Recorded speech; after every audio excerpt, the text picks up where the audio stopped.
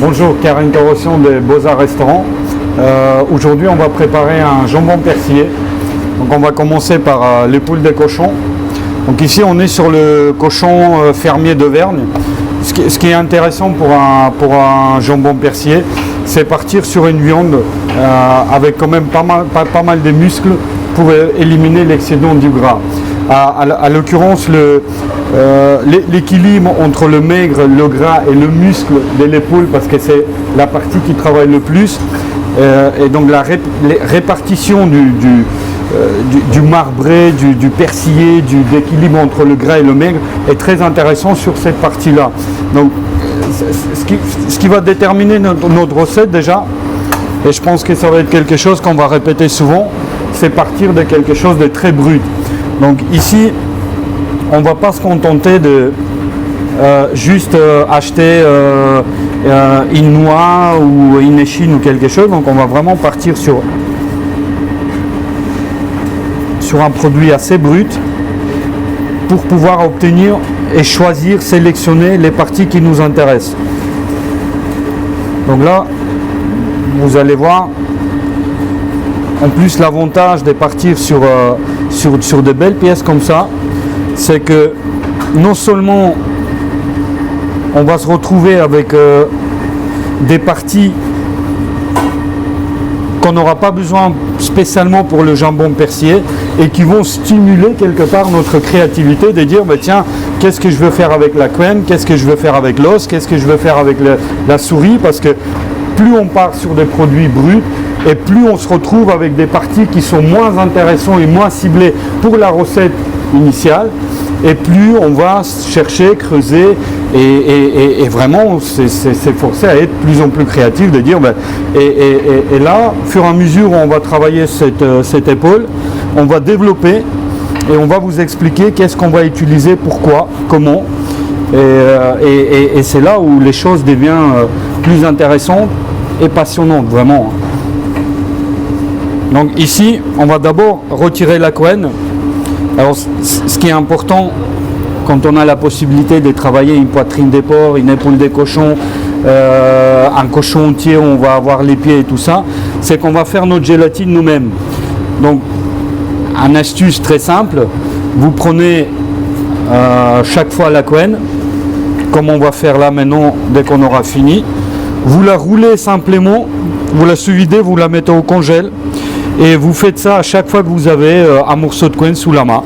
Puis une fois que vous avez une quantité assez importante, vous sortez tout ça, vous portez juste très rapidement à ébullition pour enlever les impuretés, et puis ensuite garniture marmite et cuisson charcutière. Alors la cuisson charcutière, on va revenir un petit peu plus tard pour expliquer de quoi il s'agit, mais pour terminer avec la gelée naturelle, c'est qu'on va démarrer la quenne cuisson charcutière, pas dépasser les 85 degrés, et laisser tirer ça pendant 48 heures. Puis ensuite on va filtrer, décompter, réduire avec évaporation, pas ébullition, et ce qu'on va obtenir, c'est quelque chose qui va nous permettre par la suite de lier notre jambon persillé sans utiliser la gélatine.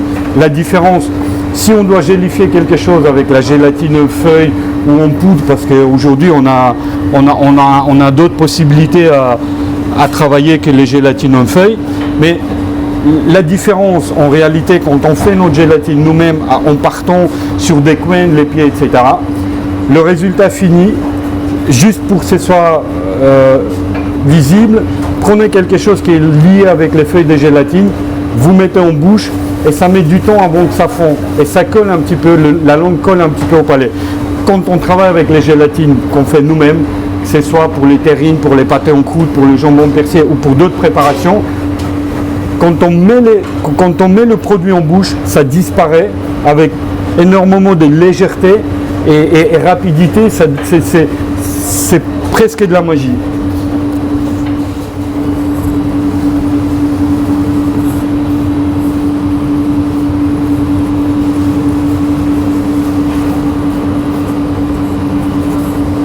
Voilà, donc ici, on a la quenne. Le collagène se trouve là-dedans. C'est comme dans les pieds, comme dans la tête. Donc ça, on va réserver. Maintenant, on va simplement désosser.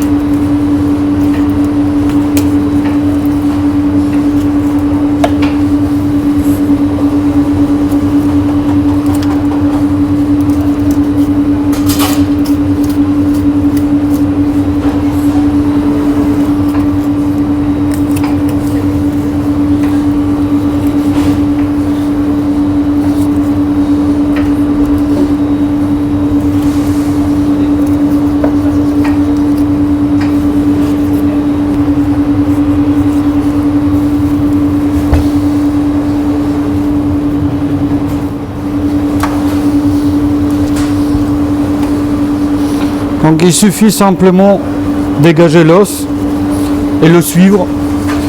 Vous savez, le boucher c'est un autre métier. J'ai pas la prétention d'être boucher, mais par contre je suis cuisinier, donc je pense que manier un couteau, ça fait partie de mes compétences. Et à partir du moment où on connaît la carcasse, la structure et tout ça, après c'est chaque fois la même chose, hein.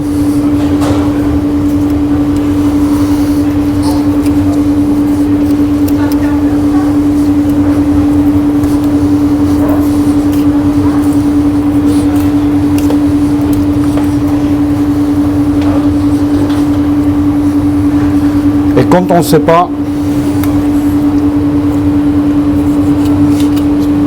c'est quand même vachement plus intéressant justement de s'intéresser, d'essayer, de toucher, de se casser un petit peu la tête et d'y arriver. Alors, donc ici on a l'épaule désossée, on va défaire.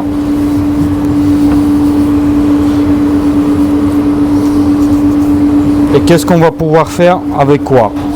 Donc la souris, il y a beaucoup de nerfs. Par contre, c'est une partie, donc ça c'est le bas de la souris, ça c'est le haut.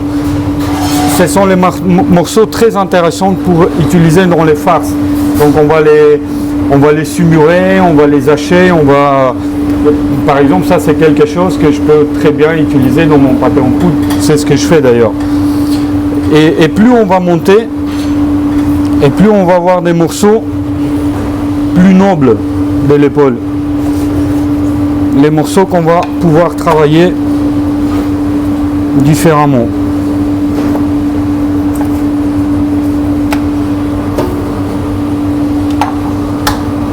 Donc ici on a, vous allez voir, on va parer tout, et toutes les parties, toutes les parures, on va tout utiliser ensuite pour mettre ça dans le pâté en croûte. Et alors les beaux morceaux comme ça, on va les garder à part. Voilà, donc comme vous pouvez le voir, c'est vraiment un cochon d'une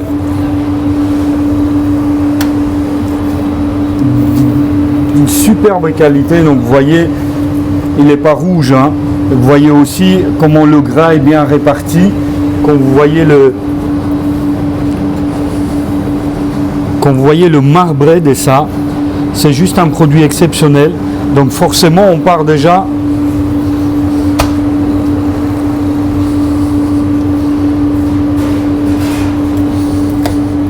sur quelque chose de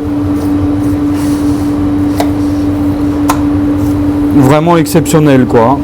Donc là, comme je disais tout à l'heure, ici on est sur le cochon fermier d'Auvergne. C'est un cochon en label rouge. Donc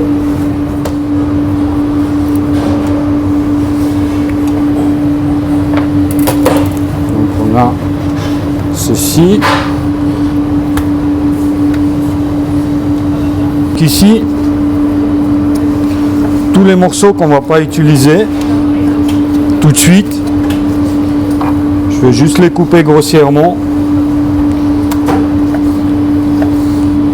Et ce sera déjà une partie en tout cas de ma farce, parce que pour le pâté en croûte par exemple, ce cochon-là est pas assez gras. Donc la finesse est assez intéressante parce que il y a beaucoup de maigre et c'est, encore une fois, c'est un muscle qui a beaucoup travaillé, qui a énormément de goût. Mais on aura une farce assez sèche. Et donc on va après venir et mélanger ça avec un porc noir de Bigorre ou avec un cochon basque qui est beaucoup plus riche en répartition du gras, en tout cas sur la partie qu'on va choisir, que ce soit l'échine ou la poitrine. Donc voilà, comme vous voyez ici, ça c'est ce qu'on va utiliser pour le pâté en croûte, ça c'est ce qu'on va utiliser pour faire la gelée qu'on aura besoin à la fois et pour le pâté en croûte et pour le jambon persillé. Et ici, donc on a toutes les parties qui nous intéressent. Donc on a 2 belles noix et puis on a aussi 3 belles noix plates. Et ce qu'on va faire maintenant directement, c'est qu'on va les sumurer. J'ai déjà préparé une sumure liquide, donc 150 g de sel fin, dissous juste dans l'eau un peu tiède, qu'on vient de refroidir l'eau. Et on va injecter à 10% à cœur de la viande. Qu'est-ce qui va se passer? On va injecter le sel à 10%, donc on va peser chaque morceau. Donc si le morceau il fait 1 kg, on va injecter 100 g de sel liquide. Ensuite, on va mettre dans un récipient, un bac, ce que vous voulez, recouvrir avec la sumure liquide et laisser sumurer pendant une nuit ou tout simplement une journée. Qu'est-ce qui va se passer pendant une journée? C'est que le sel, non seulement va travailler à l'extérieur, mais le fait de le sumurer à cœur, il va aussi travailler à l'intérieur de la viande. Donc on aura vraiment une saumure bien répartie et pas juste une cuisson par le sel à l'extérieur sans atteindre le cœur. Donc voilà, ici on va d'abord peser notre morceau de viande, donc on est à 780 g. Si on doit sumurer à 10%, ça nous fait 790, ça nous fait 79 g. Donc ici on peut aller jusqu'à 30 g, ça veut dire qu'on doit aller, on va remplir plusieurs fois en maximum.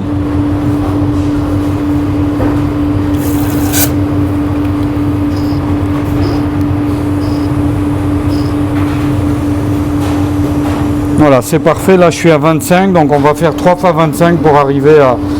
Et donc là simplement,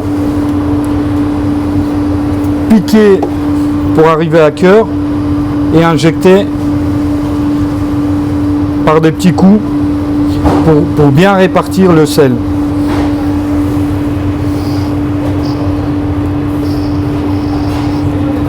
Là, pareil, deuxième fois 25. Et c'est vraiment important de prendre le soin d'aller un petit peu partout. Alors, on va faire exactement la même chose avec les autres morceaux. Ce qui est important de savoir qu'une fois qu'on a injecté les 10% de sel liquide à cœur, on va venir couvrir avec le reste du sel pour submerger le morceau. Donc voilà, ici, maintenant on va laisser sumurer pendant 24 heures.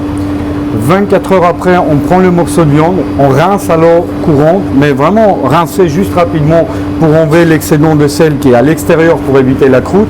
Et puis ensuite, on va laisser dans la chambre froide à l'air libre, pas filmé, pas fermé, à l'air libre dans la chambre froide avec la ventilation de la chambre froide, parce qu'il y a toujours une ventilation dans toutes les chambres froides. Et aussi bizarre que ça puisse paraître, on peut sécher les éléments dans la chambre froide, à condition de laisser à l'air libre. Donc après avoir sumuré pendant 24 heures, on va laisser sécher dans la chambre froide pendant 24 heures. Donc ça va permettre au sel de continuer son travail sur la viande.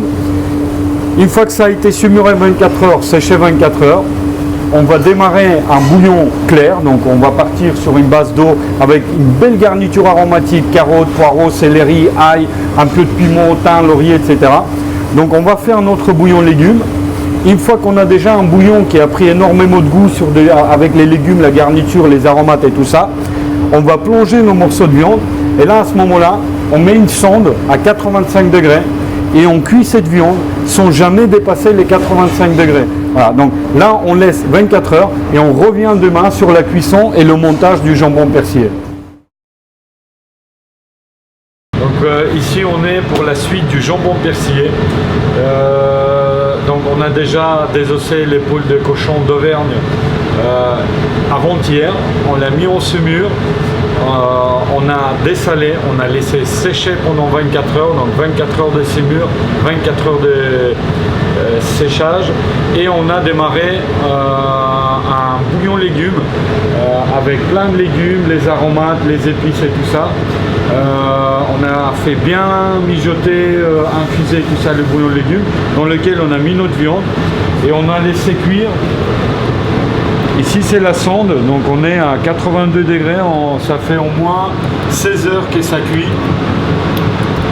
Donc on a mis une alarme à 90 degrés, il ne faut pas dépasser 90 degrés, donc la température maximum des cuissons charcutières, elle se trouve entre 85 et 90 degrés.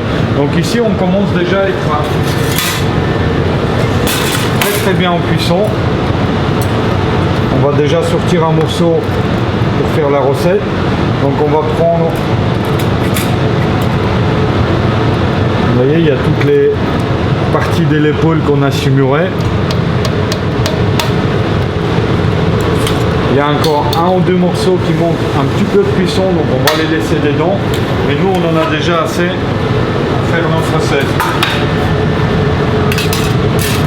On laisse un petit peu refroidir la viande. Je vais vous présenter les ingrédients qui sont là, qu'on a besoin pour la recette. Donc on va commencer les échalotes hachées.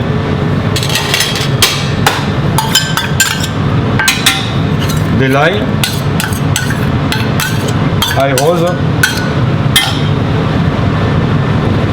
Alors ici, on a le vin blanc.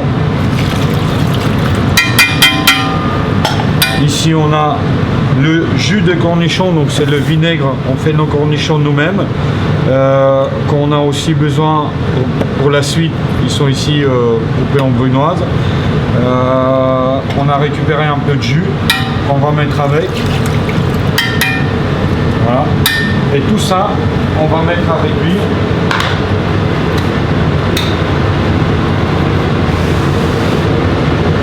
Avant de rajouter un petit peu de jus de cuisson qu'on a déjà filtré ici dans la casserole.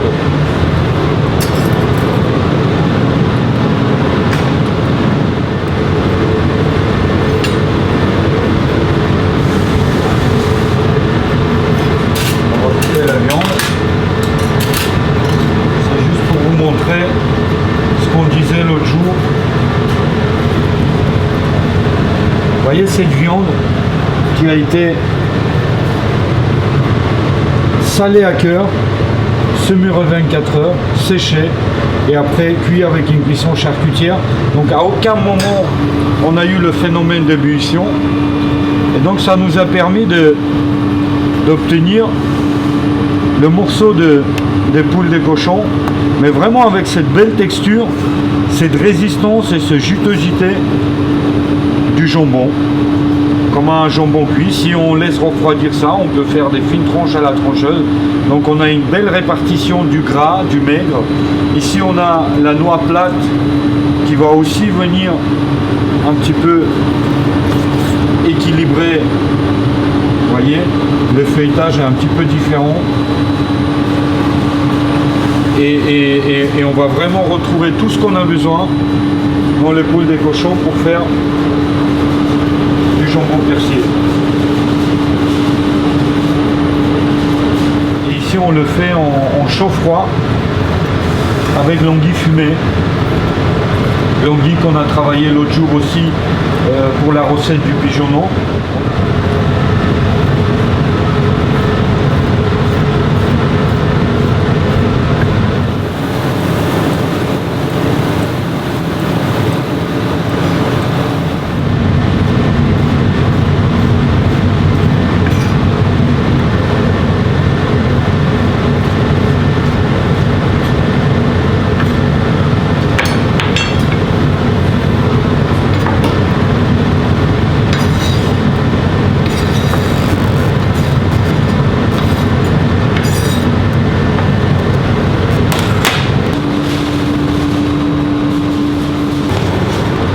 voilà, ici notre viande, on a coupé, on a fait réduire vin blanc, le jus des cornichons.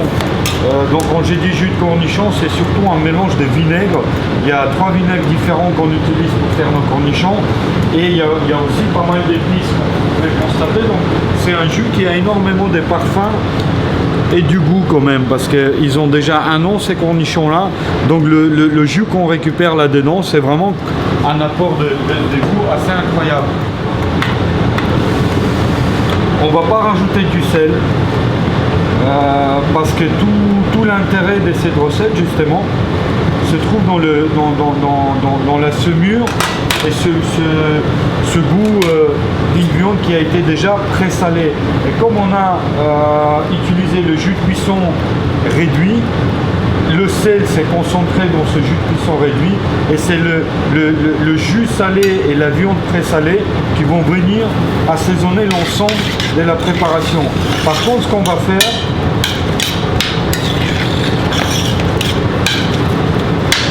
c'est qu'on va mettre un petit peu de muscade et du poivre noir. Donc une noix de muscade fraîchement râpée.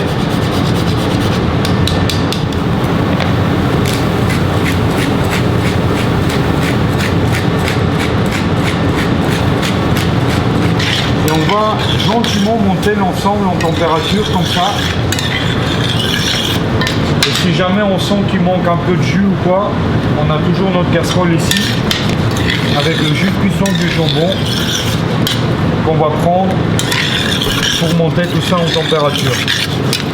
Donc ici ce qu'on cherche, c'est une liaison. Et c'est vraiment... Alors ce qui est important ici, c'est monter en température sans ébullition, puisque on a cuit notre viande à 85 degrés. Si on vient faire bouillir maintenant, tout le travail avant c'est foutu.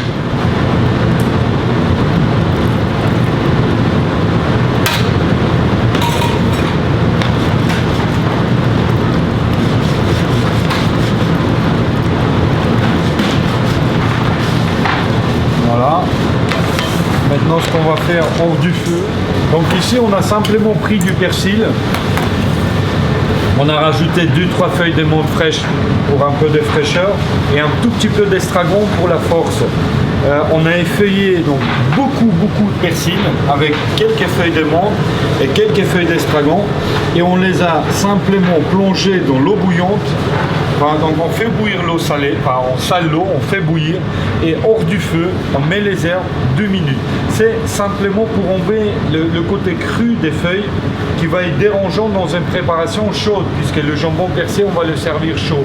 Si on met les feuilles crues, alors dans un jambon persillé cru, on peut partir sur du persil cru, il n'y a aucun problème, parce que la texture va être différente quand on mange à froid. Ici, comme on va manger une préparation chaude que vous allez voir tout à l'heure, il faut que les feuilles ne soient pas crues, sinon il y a une sensation très désagréable des feuilles qui vient un peu se mettre entre les dents. Donc on les a simplement plongées 2 minutes dans l'eau bouillante, hors du feu, pas faire bouillir. On les a récupérées et alors ce qui est important, c'est qu'on ne les a pas égouttées. Parce que quand on va égoutter, on va enlever le meilleur, c'est-à-dire chlorophylle, jus et tout ça. Donc on les a simplement, enfin quand je dis pas égoutter, on les a pas pressés. On les a égouttés, mais sans les presser pour conserver tout le jus et tous les arômes des herbes. Donc on va rajouter ça.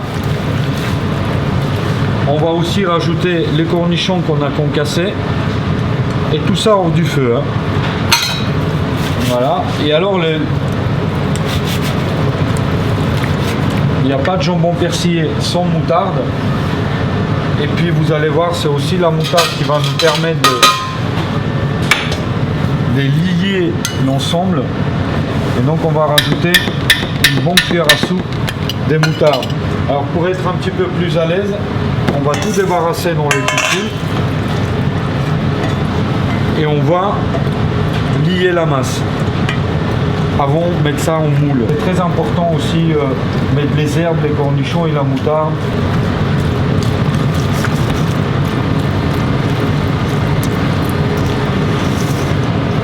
Alors,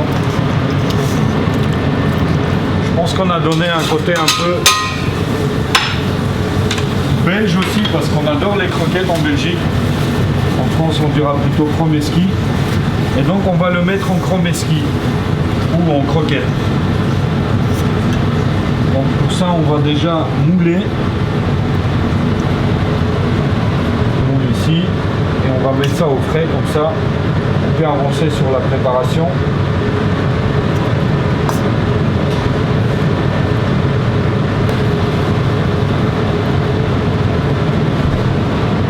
Donc, ce qui va être important ici, c'est vraiment bien lisser et faire remonter l'excédent du jus. On va mettre ça au frais. Et pendant que ça fige, on va préparer les blancs, la chapelure et la farine. Voilà, donc maintenant on a démoulé le jambon persillé qu'on avait mis en forme d'hémisphère. Et on va procéder à la panure. Donc ici on a la farine, les blancs d'œufs et la chapelure du pain qu'on a fait avec une base de bouillon d'anguille fumée et un petit peu d'encre de sèche. J'enlève juste quelques petites imperfections pour permettre à paner ça d'une façon précise. Voilà, on va passer d'abord dans la farine et puis ensuite directement blanc d'œuf. On enlève bien sûr l'excédent de farine.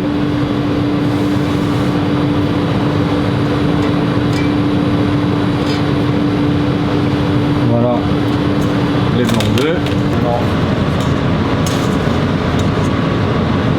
On va directement déposer sur une petite grille pour enlever l'excédent du blanc. Et ça aussi à la cuisson, ça peut former des petits grumeaux assez désagréables en bouche. Et tout est dans le geste, le bon geste bien sûr. Voilà, et là on vient délicatement dans la chapelure.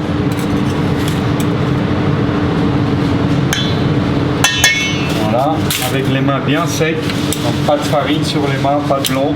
Et on vient recouvrir là, avec la chapelure. Là, on enlève. On regarde, c'est tout. Voilà. Pas hésiter à mettre un tout petit peu de chapelure dans le fond de la plaque.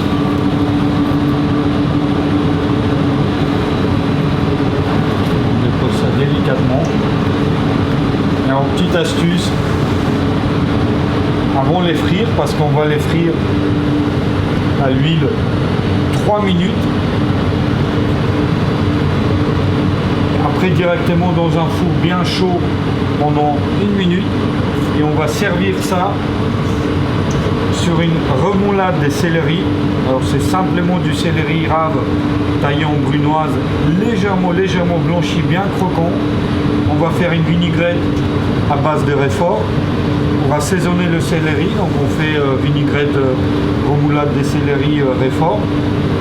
Dans la remoulade de céleri, on va rajouter les anguilles fumées taillées aussi en brunoise comme le céleri. Et on va mettre le jus d'anguille fumée tranché à l'huile de persil autour. L'une des spécialités de la maison. Chaud-froid, jambon persillé, céleri, remoulade, réfort et jus d'anguille fumée tranché à l'huile de persil.